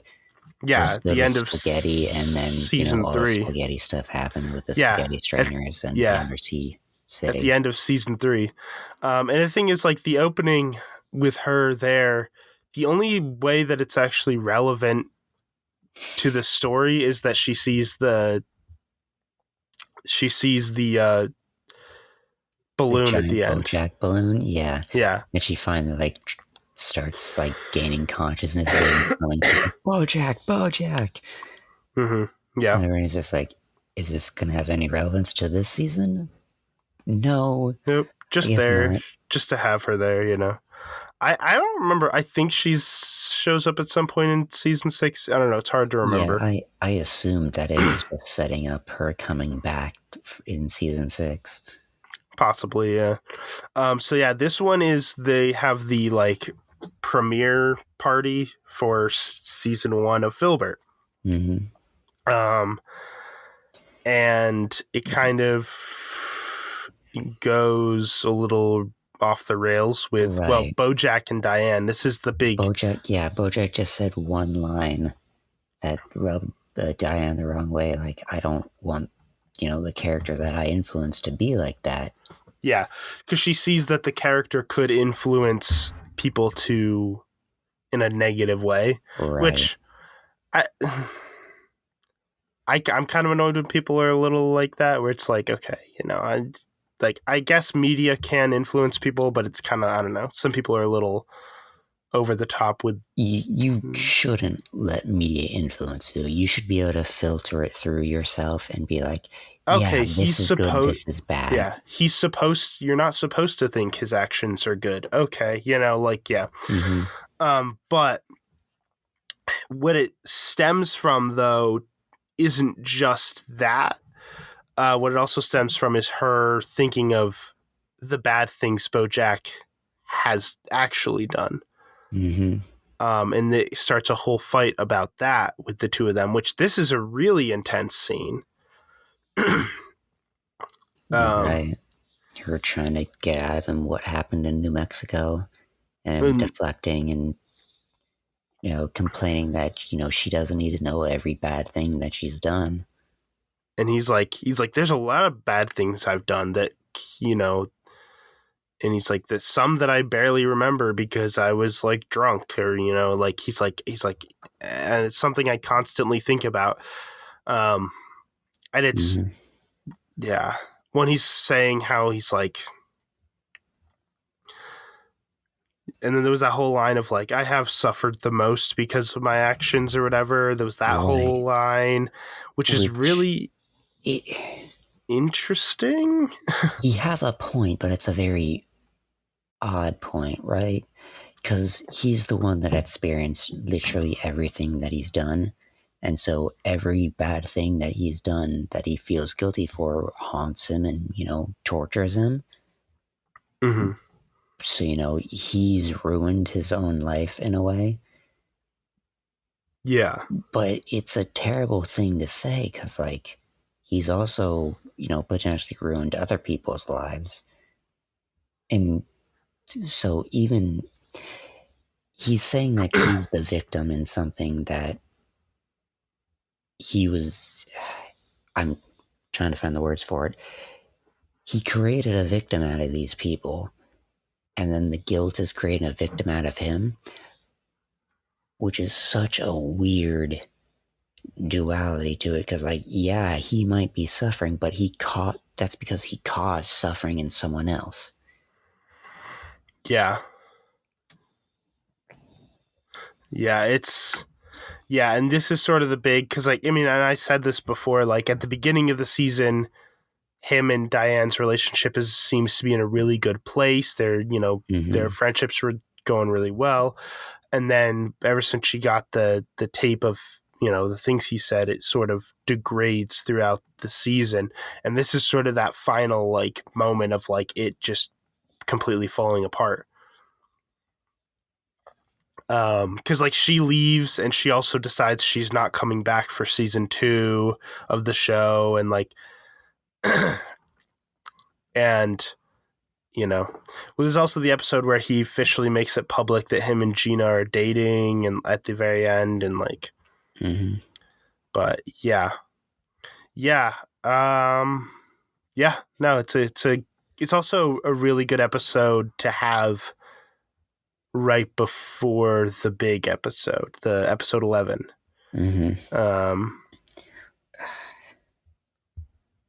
So yeah, I guess, I mean, I think that's all there is to talk about this episode, right? Because, like, there is, its main thing is that one big moment. Yeah, I mean, there are little things here and there, like side character things, but I don't know, nothing that interesting. Right. It really focuses heavily on just setting up and committing to this moment. Mm-hmm. There is, like, just after him and Diane have that talk, he takes a bunch of his opium pills. It's like that argument is like the snapping point of him, fully falling off a cliff of this addiction. Mm-hmm. And it sets him off to do a few other things at the end of this episode, and then which leads into the next episode. Mm-hmm. Yeah, for sure. Yeah, because the next episode is episode 11, titled The Showstopper. So throughout this episode, they are starting filming on season 2 of Philbert. Right. But Bojack is, because of his drugs that he's constantly taking, he's never fully okay. Like there's this constant blurring between the lines of reality and the show, which this episode does a really good job of playing around with. Yeah, because it like keeps making cuts that you don't quite know what's happening Yeah. on the other Well, side of. I think there's a really interesting thing this season did, which is at the beginning of the season, remember there was the whole joke of, oh, Philbert's house looks like Bojack's house. Right. And it was kind of funny how they did it where it's like, oh, the set designer visited David Boreanaz's house before. Oh, he based it on that, obviously reference to the Boreanaz house episode in season 1. But anyways, it's kind of a throwaway joke, like, oh, the set of Philbert looks like Bojack's real house. Haha. But in this episode, it really works a lot because it's like you never, as an audience member, you never know if you're in Bojack's house or Philbert's house. It's kind of like they can kind of blend that really well. Yeah, because like as I was saying, on the other side of the cuts, you have no idea what's happening. You just see Bojack, who has been constantly in the Philbert costume, in the house or wherever they are, and you need to figure out pretty fast from context clues if they're on set recording or if he's at his house, just living life. Yeah, and he's trying to solve this whole like mystery that's not even real because there's just this thing that was sent that was literally just a poster for the show, like that was sent to everyone. Yeah, this is so. Here's one thing that's interesting that I noticed is, so obviously episode 11 is always, or the second to last episode, because the season 6 doesn't have 12 episodes, has more. Except for last season, right? It was episode 10. No, last season it was episode 11 as well. Was it episode or season 3 that was episode 10, right? No, it was 11 in all of them. Was the big one. Well, but one of them they said the F word in season 10, right? Like at the very end of season 10. Yeah, that's not always said in episode 11. That's not. It's just that episode 11 is always the most intense episode. It's the most like emotionally intense episode.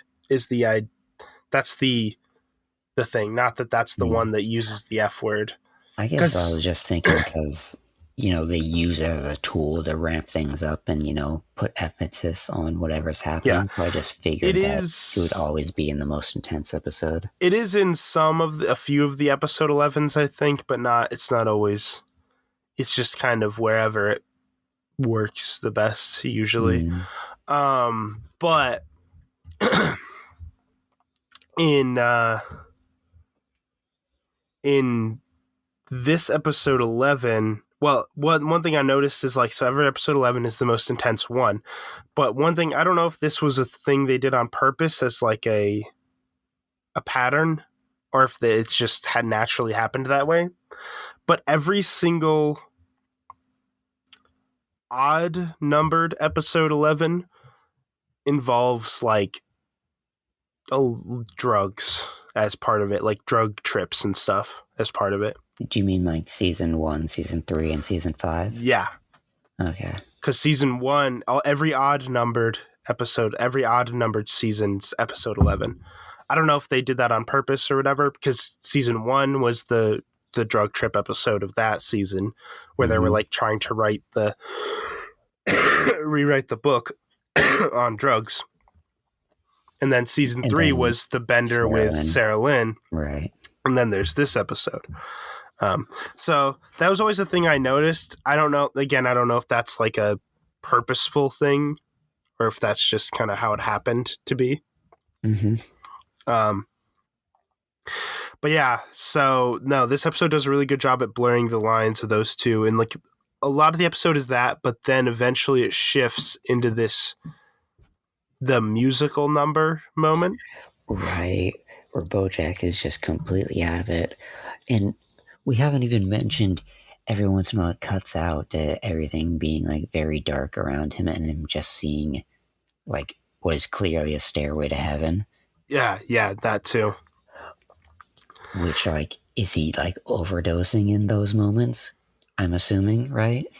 Yeah, probably. It's like weird hallucinations. There's also like an ad break at one point. It was like, Philbert will be... Oh, it also, the intro of the show, the Bojack Horseman intro, was not in this episode.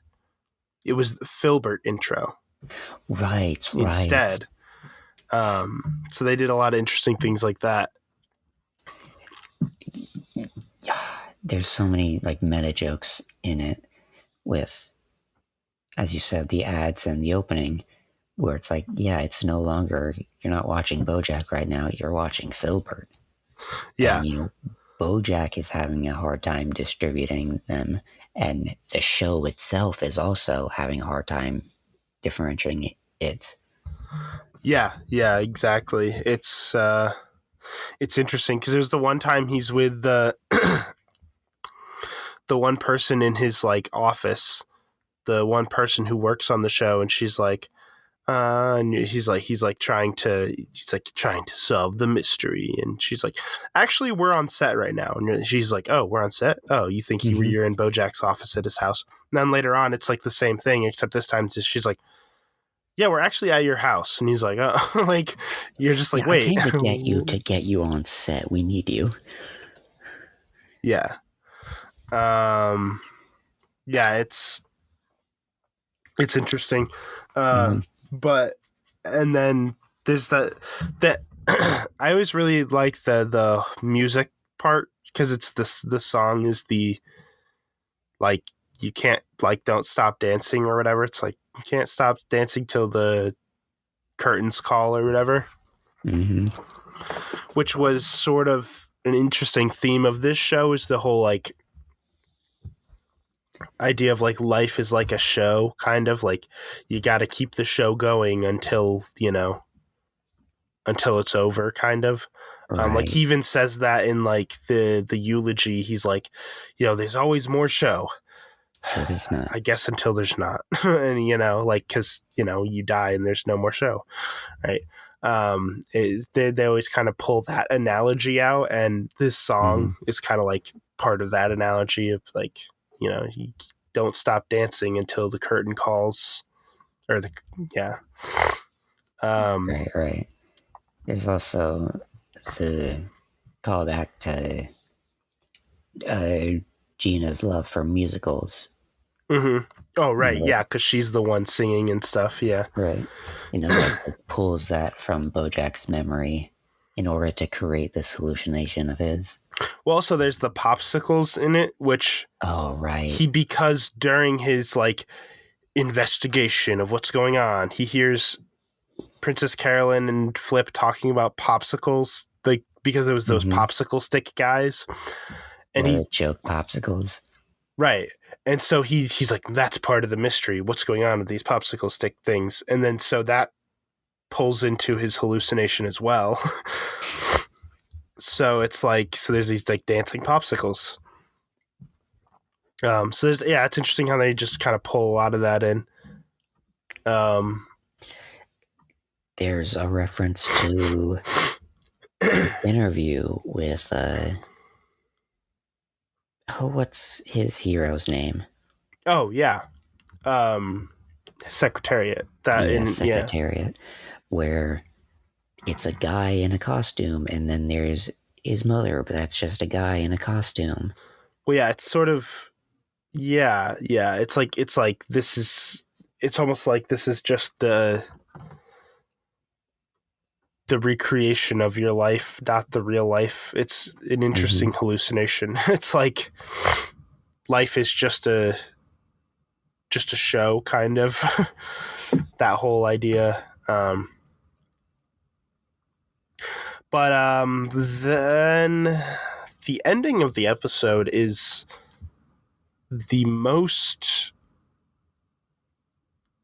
one of the most intense moments of the entire show, I would say. If I remember correctly, the end is him taking more pills, going to that, seeing what's clearly a stairway to heaven again, and finally climbing up it, right? Till he just sees. Well, yeah, that's there. I don't think that's the very end, though. But yes, that's. I thought I remembered it cutting out while he was just looking up at this giant Bojack balloon. Hold on, I can look back at it and see the exact end moment. The end. Oh, okay. Yeah, I think it is. But it happens. Yeah, that is the end moment, but it happens after another moment that I was referring to. Oh, okay. Okay, sorry. So before that is the choking scene. Oh, that, yeah. Which is...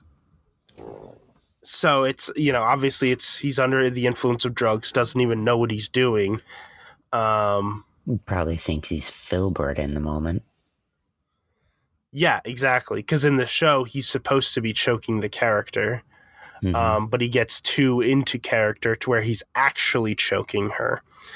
And well, it's interesting how everybody reacts, because they're like, the camera's cut, he's still going, and they're like, I think he's actually choking her. And then Flip just kind of goes, turn the camera back on. Like, he doesn't actually care. He just like, ooh, this is going to be a really good shot. Whereas everybody else is like, rightfully concerned, like Mr. Peanut Butter runs right in there and he's like, helping pull him off, which is like, it's interesting to see Mr. Peanut Butter get serious sometimes, where it's like, when it comes down, like, he's this happy-go-lucky guy, but when it comes down to it, he'll get in there and pull somebody off from choking somebody. Yeah. Yeah. So after that happens, the part where he climbs up the stairs, and it's just the Bojack balloon, him staring at it. Which I feel like that's one of those scenes that is there, and it's like kind of vague, like the true meaning behind it. And like a lot of people might interpret it in different ways. It's like one of those kind of things. I don't know. What do you think of it? It's definitely odd. And I can't see any clear defined meaning in it. But it's just I don't know, it's an intense moment of what I imagine is just Bojack hallucinating on his drugs. Yeah. But it's just him looking at himself, or a distorted version of himself. It might be like a grounding moment for him to see this absurdly scaled, and it's clearly a balloon version of himself that's in the costume of Philbert. Like, oh yeah, that's the fake one, you know? Yeah. Yeah, it could be that. Yeah, it is hard to say, but it's interesting. Yeah, this is a really good episode 11. It's hard for me to say what my favorite episode of the season is because it's either this or Free Churro. Those are definitely the two strongest episodes of the season, I think. I love that it's called Free Churro. Yeah, I know.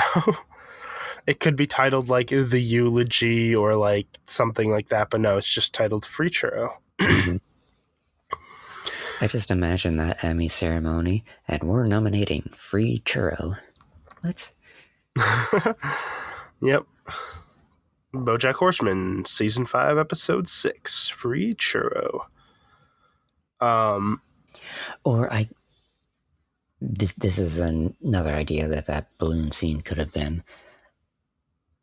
Like throughout that episode, he keeps seeing the balloon like floating around in the background as if it's like haunting him. Mm-hmm. And in that final scene, it's like him finally facing it, you know? He finally like sees it for what it is. And it could be like, yeah, it could be like a representation of like his inner demons in a way, like he's trying to hide from them, but now he's just facing it kind of in a way, like, you know, or facing the reality of who he is. Yeah, specifically his like what do I want to call it?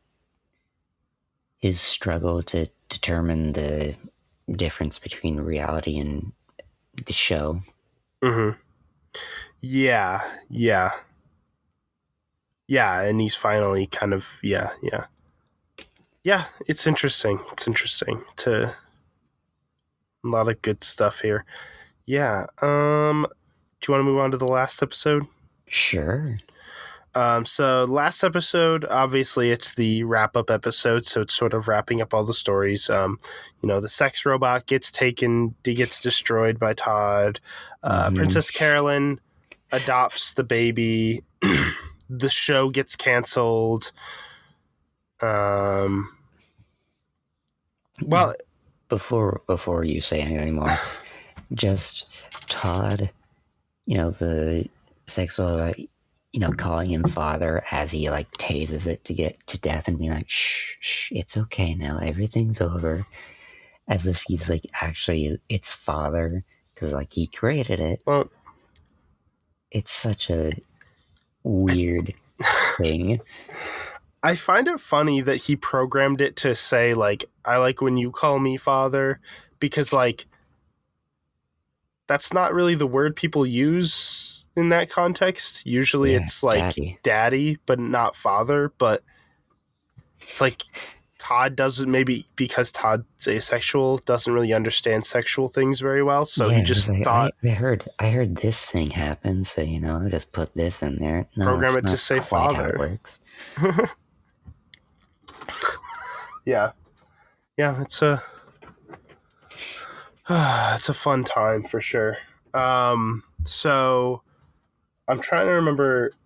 So I guess the main thing that happens here is Bojack, the filming happens or whatever, and they're like, Bojack, we're gonna have you go on this interview, and he's like, just say everything's, what happened is just for was just you acting and blah, blah, blah. And he doesn't know what it is. And he's like, oh, what happened? I want to see this video this whole time. And it's just like, you're kind of like, yeah, do you though? But eventually Princess Carolyn does show him the video. It's like, oh, wow, I'm really going at it. He's like, oh.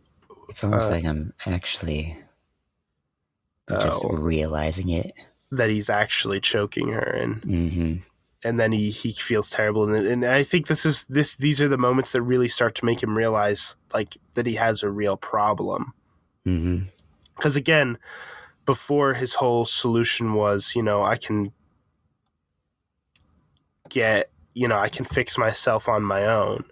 I don't need therapy. I don't need AA. I don't need whatever.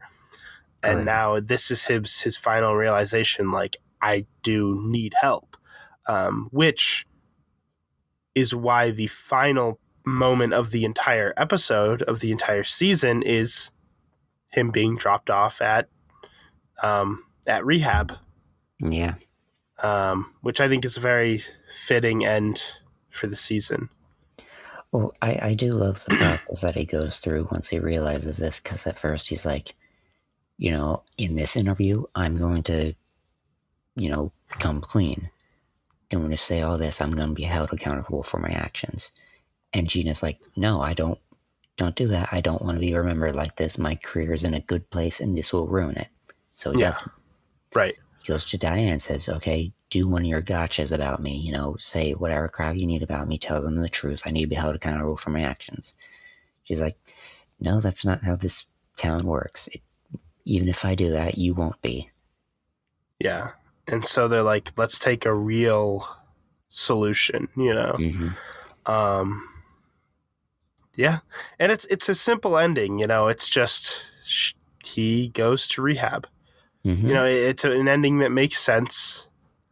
But it's, it's a good place to leave it, I think. Yeah. It's like he's finally ready to finally takes responsibility and goes, you know what, I need help and I'm gonna get it.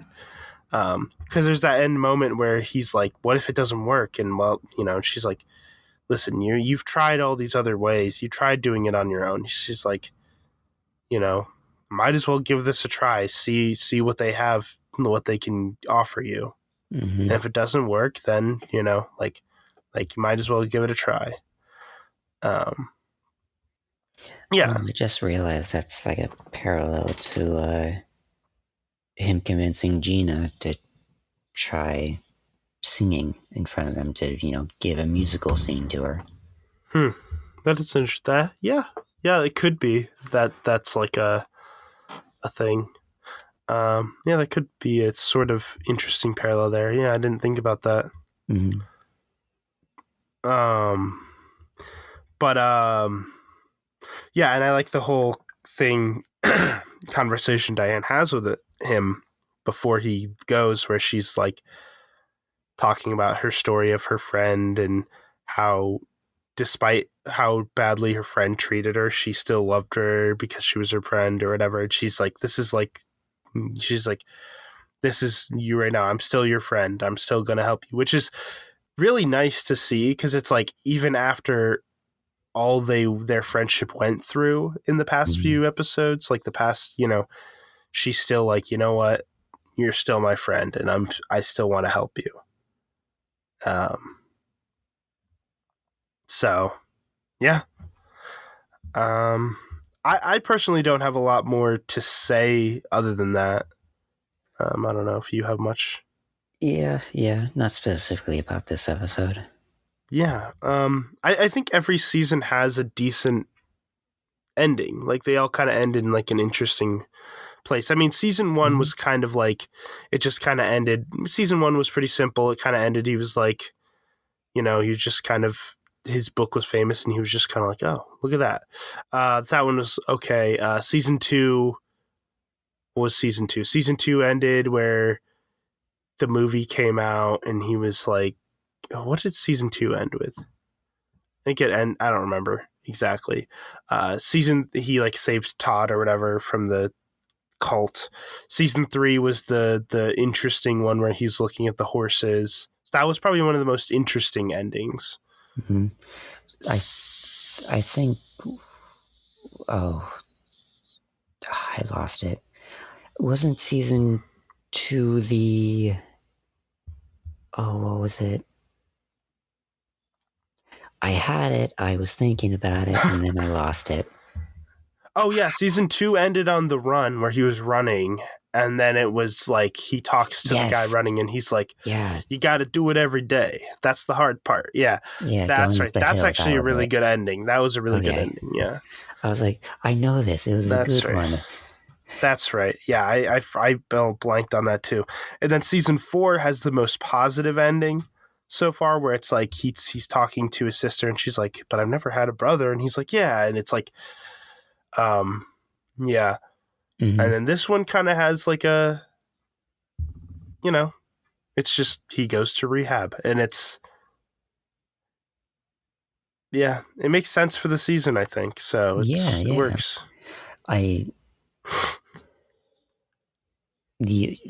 Like I said, the only reason these past 2 seasons are my favorites are because they're not as bad as the first 3.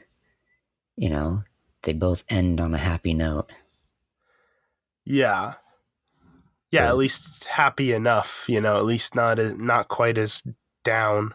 Yeah. I can definitely see that. The only other thing I wanted to mention about this season, I vaguely noticed Bojack improving,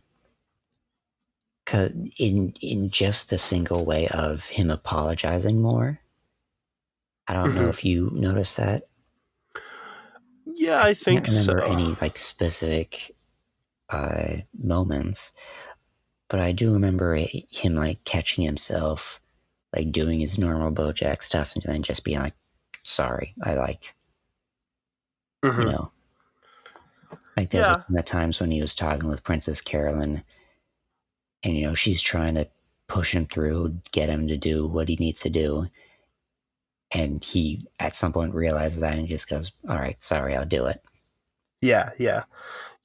I think I kind of noticed that. Yeah, that's like which is there's a lot of little things. It's kind of becoming better or improving yourself isn't a simple thing. It's like a journey. You're still going to do bad things, but now he's apologizing when he does bad things, or like it's sort of like it's not a simple thing. It's a very long journey.